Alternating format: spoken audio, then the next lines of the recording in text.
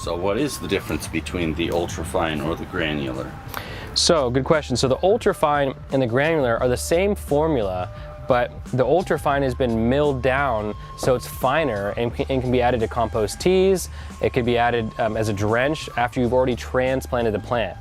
The main difference would be is that you'd probably want to use the granular when you're transplanting or mixing your soil media, because the granular is a little bit more concentrated in Mycorrhoziae and it makes contact with the root. That'll be more powerful. You're going to want to use the UltraFine when you already have the established plants and you just want to give them a boost of probiotics like bacteria, Mycorrhoziae, seaweed, etc. So you can drench in this product and you can add it to your compost teas. This product you want to mix into the soil or put it into the bottom of the potting hole every time you transplant. Why do we use Mycorrhoziae and not Mycorrhoziae?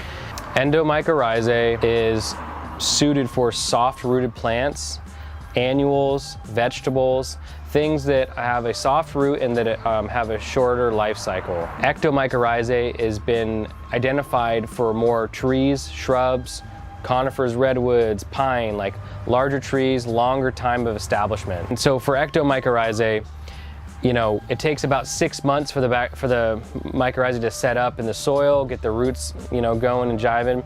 So that's not going to be really beneficial for our industry or for the vegetable industry. For Mycorrhizae, it takes between 4 and 6 weeks at a maximum. And you can transplant with it, do your 4 weeks of veg, and then as you're going into bloom, the mycorrhizae is coming into full effect.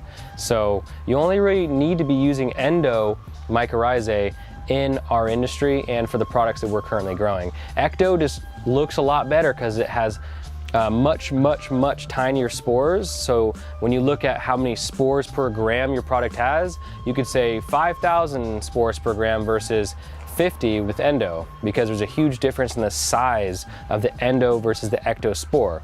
So a lot of companies tend to put that in there because it helps boost their overall probiotic counts on their label.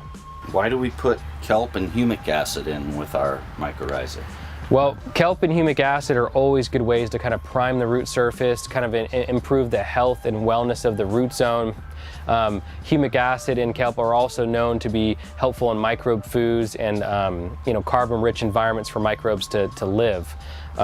It helps really benefit also the microbiology we put in this package. We put a bacillus bacteria in this product.